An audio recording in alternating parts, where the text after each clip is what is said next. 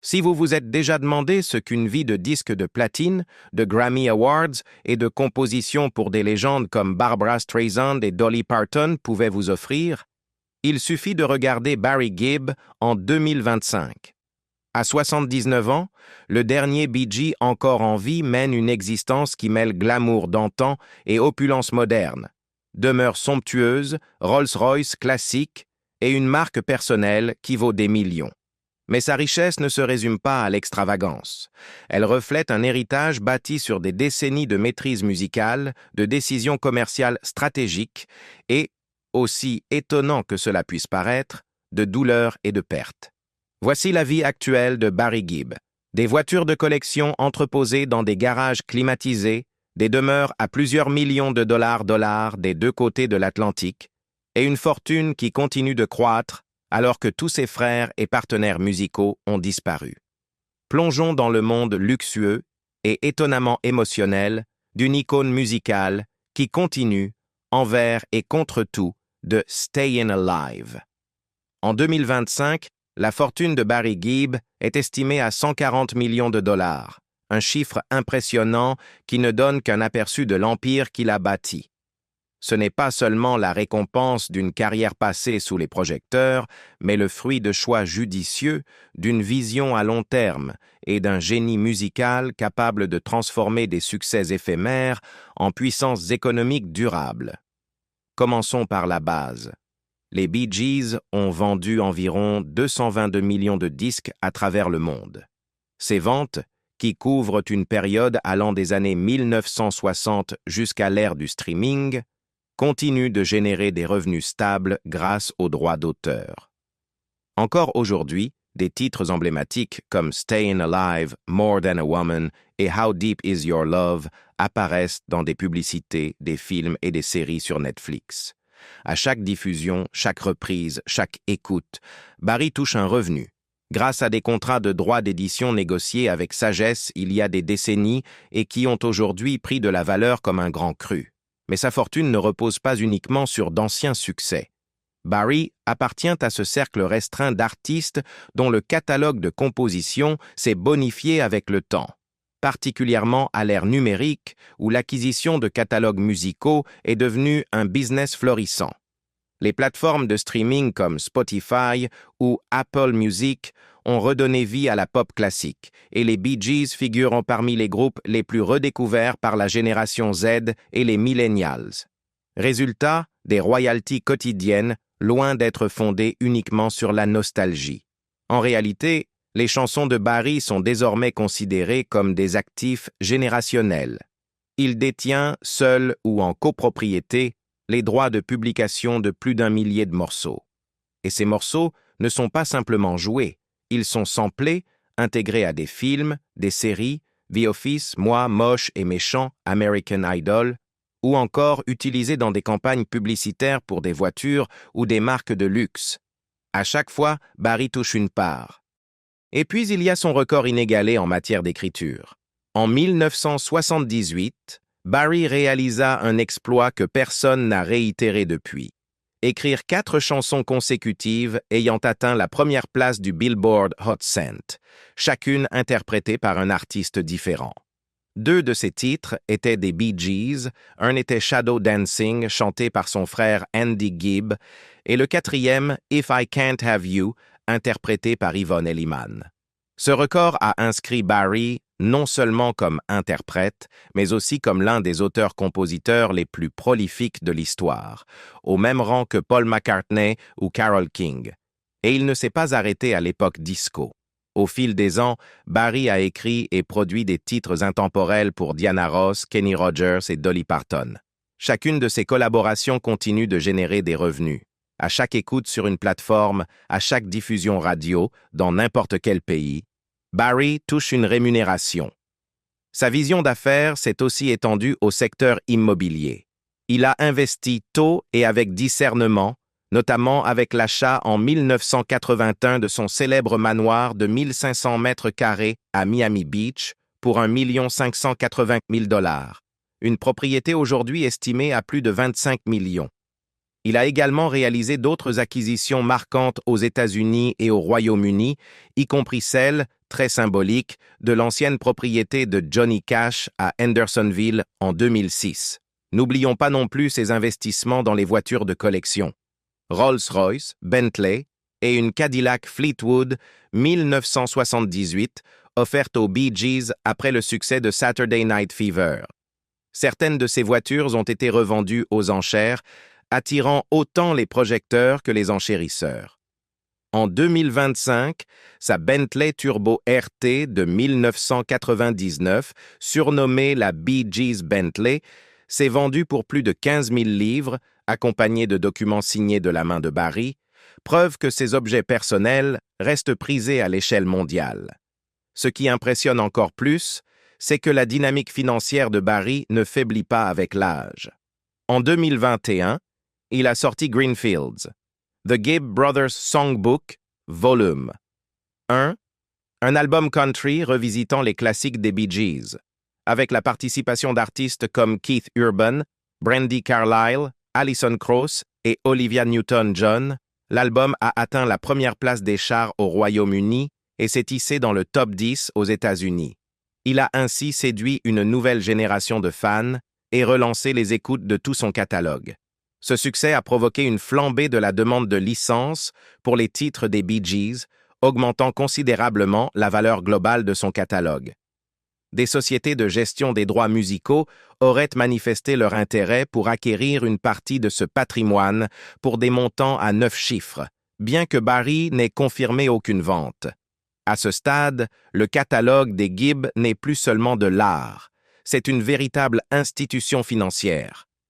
Et contrairement à de nombreux artistes qui perdent très tôt le contrôle de leurs droits d'édition, Barry Gibb a conservé la propriété, ou du moins le contrôle partiel, de la plupart des œuvres majeures associées à son nom. Cela signifie que des décennies plus tard, l'argent continue d'affluer, non pas grâce à de nouvelles productions, mais grâce à un héritage dont la valeur ne cesse de croître. Il n'est pas seulement riche, il est riche en droits résiduels, riche grâce au streaming, riche grâce à l'intemporalité. Et en raison de l'ampleur et de la longévité de son œuvre, Barry Gibb gagne aujourd'hui, à la retraite, plus que de nombreux artistes actuels à leur apogée. Alors oui, Barry Gibb n'a peut-être plus d'horaire de bureau, mais il travaille encore. Son métier, c'est d'être Barry Gibb, le conservateur d'un empire culturel, le gardien de l'héritage de ses frères et le bénéficiaire discret d'un catalogue de chansons que le monde refuse d'oublier. Dans une industrie construite sur les hauts et les bas, Barry a bâti autre chose, une forteresse qui lui verse des dividendes en mélodies et en souvenirs, année après année. Le portefeuille immobilier de Barry Gibb est une véritable carte de sa vie, s'étendant de la campagne anglaise verdoyante aux rives étincelantes de Miami Beach, jusqu'à toucher les terres sacrées autrefois foulées par Johnny Cash. Ces maisons ne sont pas de simples biens, ce sont des symboles de triomphe, d'héritage et parfois de perte. À Miami, Barry vit dans l'un des plus somptueux manoirs du front de mer, situé sur la très exclusive North Bay Road, surnommée la Millionaire's Row. Il a acheté cette propriété en 1981 pour $1 580 000, une somme énorme à l'époque, mais aujourd'hui considérée comme un investissement visionnaire. En 2025, le manoir de 1520 mètres carrés, sur un terrain de 0,65 hectares avec vue panoramique sur la baie de Biscayne, est estimé à plus de 25 millions de dollars. La maison comprend 9 chambres, 10 salles de bain et des équipements luxueux, quais privés pour bateaux, portail de sécurité, 2 cuisines gastronomiques, maison d'invités, cinéma privé et un studio de musique où Barry continue d'écrire et d'enregistrer. C'est une demeure conçue non seulement pour recevoir, mais pour laisser une empreinte. Chaque recoin murmure des souvenirs de nuits de composition, de visites d'industrie et de moments familiaux. Et son voisin immédiat, nul autre que Phil Collins, autre légende britannique de la musique. Un témoignage du cercle restreint auquel Barry appartient désormais. Mais ses racines ne se limitent pas aux paysages ensoleillés de Floride. Avant que sa célébrité ne traverse l'Atlantique à la fin des années 1970, Barry vivait dans le village de Winkfield, dans le Berkshire, en Angleterre. Là, il possédait un manoir majestueux des années 1950, entouré de 1,7 hectare de jardin soigneusement entretenu. La maison comptait 5 chambres, 4 salles de bain, un salon orné d'une cheminée en marbre, des plafonds hauts décorés de moulures sculptées, une annexe avec appartement d'invités, des écuries, et même un lac pittoresque traversé par un petit pont en bois, un Éden caché à quelques minutes du château de Windsor. Bien que Barry ait vendu cette propriété en 1976, peu avant que Saturday Night Fever ne le propulse au rang de superstar mondial, la valeur et le mystère du domaine n'ont cessé de croître. En 2018, elle a été remise sur le marché pour 3,5 millions de livres. Les propriétaires actuels, qui y ont élevé leur famille pendant plus de 40 ans, l'ont décrite comme une maison familiale pour la vie. Mais pour les fans des Bee Gees, c'est un morceau vivant de l'histoire de la musique. Et puis il y a l'histoire de l'ancienne maison de Johnny Cash, au bord du lac à Hendersonville, Tennessee, un lieu que Barry décrivait comme spirituellement important. Construite en 1968, la maison avait appartenu à Johnny et June Carter Cash jusqu'à leur décès en 2003. C'était un lieu empreint de légende musicale. En 2006, Barry et son épouse Linda Gray ont acheté la propriété de 1,86 hectares pour 2,3 millions de dollars avec l'intention d'en faire un lieu de retraite créative et un hommage aux Man in Black. « Nous sommes tombés amoureux de cet endroit », déclara Barry dans un communiqué. « Ce lieu restera toujours le foyer spirituel des Cash. Nous comptons l'utiliser pour écrire des chansons, inspirées par cette atmosphère musicale. Mais le rêve s'est envolé en fumée. En 2007, alors que des rénovations étaient en cours, un incendie dévastateur a ravagé la maison. Ce fut une perte profondément personnelle, non seulement d'un bien, mais d'une vision. Malgré la tragédie, Barry a continué d'honorer l'héritage des Cash. Plutôt que de reconstruire, il a vendu le terrain en 2014 pour 2 millions de dollars, avec l'espoir tacite que le lieu inspire encore de futurs artistes. Sa relation à l'immobilier ne se limite pas à l'achat et à la revente. Elle consiste à façonner des expériences et à préserver des héritages. Barry Gibb n'est pas un simple collectionneur de voitures. Il les sélectionne avec soin. L'un des joyaux de sa collection était une Bentley Turbo RT de 1999, surnommée la Bee Gees Bentley. Cette voiture n'était pas seulement un symbole de luxe, elle était profondément personnelle. Barry l'avait fait peindre en noir sur mesure pour la sortir à une autre Bentley à Miami et la conservait dans un garage chauffé et déshumidifié en Angleterre depuis 37 ans. En juillet 2025, cette même Bentley a été vendue aux enchères pour 15 444 livres, une somme modeste au vu de son pédigree, mais sa vraie valeur résidait dans l'histoire qu'elle racontait. La voiture portait encore le nom de Barry sur le certificat d'immatriculation. Une rareté dans un monde où les célébrités utilisent souvent des sociétés écrans pour leurs biens personnels. Au début de sa carrière, Barry possédait une somptueuse Rolls-Royce Silver Cloud Mulliner Park Ward décapotable de 1965 ainsi qu'une Bentley S de 1965-1963, deux joyaux passés depuis entre les mains de collectionneurs d'élite. Sa collection a toujours été un savant mélange d'élégance britannique discrète et de panache rockstar. Et comment oublier la Cadillac Fleetwood Brougham Platine de 1978, offerte aux Bee Gees pour célébrer le succès de Saturday Night Fever? Bien que l'on ignore où elle se trouve aujourd'hui, cette voiture incarne l'apogée de leur gloire, du chrome, du vinyle et des rêves disco sur 4 roues. Mais l'héritage de Barry Gibb va bien au-delà des paillettes des récompenses ou de la nostalgie des boules à facettes. Pour lui, le succès ne s'est jamais mesuré uniquement en disques d'or ou en tournées à guichets fermés. Il s'est toujours agi de la responsabilité qui accompagne la célébrité, celle de redonner, de protéger, de préserver. Et c'est précisément ce qu'il a fait. Alors que le monde le connaît comme la voix de Stayin' Alive, ceux qui le côtoient savent qu'il a discrètement mis sa fortune et son influence au service des autres. Sa philanthropie s'étend sur plusieurs décennies, volontairement discrète, centrée sur ce qui a façonné sa propre vie: la musique, la famille et la guérison. Aux États-Unis, Barry soutient depuis longtemps des programmes d'éducation musicale pour les enfants défavorisés, finançant des bourses et du matériel à Miami et Nashville. L'un de ses dons majeurs a été attribué au département de musique de la Miami Beach Senior High School, qui a même nommé une salle de répétition en l'honneur de la famille Gibb. Il est également le fondateur de la Gibb Family Foundation, une structure qui regroupe ses nombreuses causes caritatives, des arts à la santé publique. La mission de cette fondation reflète une conviction intime de Barry. La musique n'est pas un luxe, c'est une bouée de sauvetage. Les causes liées à la santé lui tiennent tout particulièrement à cœur.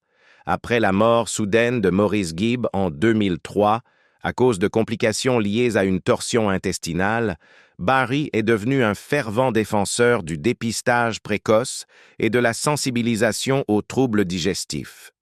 Il a par la suite aidé à financer plusieurs initiatives hospitalières en Floride, visant à améliorer les soins d'urgence et les diagnostics pour les maladies abdominales rares. Il soutient également discrètement la recherche contre le cancer, en hommage à Robin, décédé d'un cancer du foie et du côlon en 2012. Mais la compassion de Barry ne s'arrête pas à la santé physique. Il a souvent pris la parole sur la santé mentale, notamment chez les musiciens confrontés au deuil, à la solitude et aux ravages de la célébrité. On peut se perdre quand tous ceux qui vous entouraient disparaissent, a-t-il confié à la BBC. Le silence après une vie de musique, c'est le son le plus difficile à supporter. Son honnêteté à ce sujet a fait de lui un défenseur inattendu de la santé mentale, en particulier pour les artistes vieillissants en quête d'identité après la gloire. En 2015, Barry Gibb a reçu le prestigieux Grammy Award pour l'ensemble de sa carrière, récompensant plus d'un demi-siècle d'influence sur la musique moderne. 18 ans plus tôt, en 1997, il avait été intronisé avec ses frères au Rock and Roll Hall of Fame, présenté par Brian Wilson des Beach Boys. Ce soir-là, Barry n'a pas parlé de gloire ou d'argent, mais de fraternité. « Nous étions 3 frères qui s'aimaient profondément, dit-il, la voix tremblante, et nous partagions un seul rêve. Ce rêve repose désormais uniquement sur ses épaules. » À la mort de Maurice, Barry a avoué ne pas avoir touché une guitare pendant des mois. « La musique s'est arrêtée, » disait-il, comme si quelqu'un avait éteint le monde. Et lorsque Robin l'a rejoint 9 ans plus tard, Barry est devenu le dernier frère Gibb vivant, un rôle à la fois sacré et écrasant. Depuis, il s'est donné pour mission de préserver l'héritage des Bee Gees, leur catalogue, leur image, leur histoire. Il a été profondément impliqué dans la production du documentaire HBO How Can You Mend a Broken Heart en 2020, qui a permis de redécouvrir l'impact des Bee Gees auprès des nouvelles générations. Ce film n'a pas seulement ravivé leur réputation, il a aussi humanisé leur parcours, révélant comment les frères ont affronté les égos, les addictions et les drames, tout en redéfinissant la pop. « Il m'arrive de les voir en rêve », a confié Barry au Guardian. « Ils sont toujours là, avec moi. Ils le seront toujours. » Il évoque souvent l'humour de Maurice, le génie excentrique de Robin et la douceur d'Andy. Dans les interviews, il admet que chaque chanson qu'il écrit aujourd'hui contient une part d'eux. « Quand je chante seul, dit-il, je les entends quand même. » Malgré tout le glamour d'une icône musicale mondiale, la vie privée de Barry Gibb raconte une toute autre histoire. Sa plus grande indulgence n'a jamais été l'excès. Ce sont le contrôle, la discrétion et la paix. 3 choses rares dans le monde dont il est issu. Au centre de son univers se trouve Linda Gray, la femme qu'il a épousée en 1970 et qu'il appelle encore aujourd'hui son rock. Ancienne Miss Édimbourg, à la beauté saisissante et à la force tranquille, Linda a rencontré Barry en coulisses de Top of the Pops. Lui était déjà une star. Elle était dans la vingtaine. À la fin de cette année-là, ils étaient mariés. Plus de 50 ans plus tard, ils sont toujours ensemble, défiant non seulement les normes d'Hollywood, mais aussi les statistiques de l'industrie musicale. C'est la seule femme que j'ai jamais vraiment aimée, a confié Barry. Elle a été tout pour moi, mon calme, ma boussole, ma plus grande critique et ma plus fidèle admiratrice.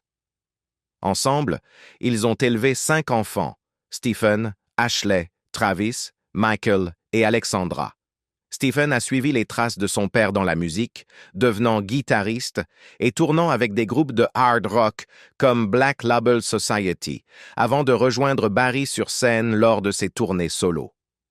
Les autres enfants Gibb mènent une vie plus discrète, mais Barry a toujours insisté sur le fait que la famille, et non la célébrité, est ce qui donne un sens à sa vie. Dans une interview de 2017, avant son passage à Glastonbury, Barry s'était exprimé sans détour sur l'influence de Linda. « Elle me dit la vérité, quand personne d'autre n'ose le faire », a-t-il révélé. « Si une chanson ne fonctionne pas, elle me le dira. Si je suis trop dur avec moi-même, elle me ramènera à la raison. » Sa présence traverse toutes les époques de la vie de Barry, du tumulte des tournées des Bee Gees dans les années 70 aux journées plus paisibles dans leur domaine de Miami dans les années 2020. Malgré son statut de visage emblématique de la pop mondiale, Barry vit loin du style de vie typique des célébrités. Il assiste rarement au tapis rouge, ne donne pas de fêtes extravagantes, ne cherche pas à se faire photographier sur des yachts ou dans les cercles hollywoodiens. L'une des rares anecdotes personnelles connues des fans vient d'une interview dans un magazine à la fin des années 60 où Barry avait présenté fièrement son chiot de montagne des Pyrénées nommé Barnaby BG et révélé que Maurice avait adopté le frère de Barnaby, Aston. Leur chien, comme leur musique, étaient inséparables. La vision du luxe de Barry est particulière. Il avait un jour installé une douche à feuilles d'or dans son penthouse londonien. Non pas par vanité, mais parce qu'il aimait la chaleur du revêtement et la façon dont il brillait à la lumière naturelle. Son salon était orné de miroirs dorés, de parquets en châtaignier et de fauteuils en velours doré-vert avec une télévision à commande à distance, une innovation à l'époque. Un escalier en colimaçon menait à 2 jardins sur le toit et à un patio intérieur recouvert de tapis en fourrure blanche. Même à l'apogée du Londres des 60s, Barry préférait regarder de vieux westerns plutôt que d'organiser des soirées.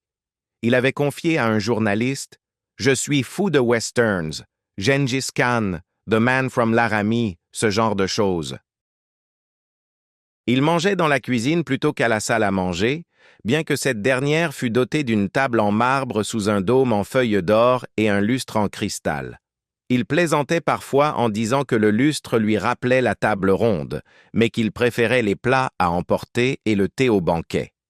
Dans son dressing se trouvaient des chemises colorées à volants, mais à côté de son lit reposait un crucifix en argent, un souvenir de sa visite au Vatican. Voilà le paradoxe de Barry Gibb. Pour chaque détail doré, il y a une touche profondément sentimentale. Pour chaque achat à $1 million, une photo de famille posée discrètement dans un coin. Son luxe n'est pas ostentatoire, il est protecteur.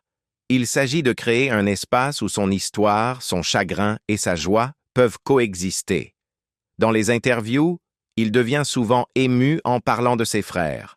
« Je n'aime pas être le dernier », a-t-il confié au Guardian. « Je préférerais les avoir ici et ne jamais avoir eu de tube. » Cette vulnérabilité transparaît dans ses choix de vie. Garder sa famille près de lui, maintenir Linda hors des projecteurs, éviter les drames médiatiques, et s'entourer non d'un entourage envahissant, mais de souvenirs. Même ses collaborations musicales sont choisies avec soin. Il n'enregistre que rarement avec d'autres artistes, sauf s'il existe un lien personnel ou un respect mutuel. Il a refusé de nombreuses opportunités commerciales au fil des ans, simplement parce qu'elles ne sonnaient pas juste. Ses œuvres plus récentes, comme l'album Greenfields, sont empreintes de réflexion et de réinterprétation, plutôt que de réinvention. Il sait ce qu'il a bâti et il le protège.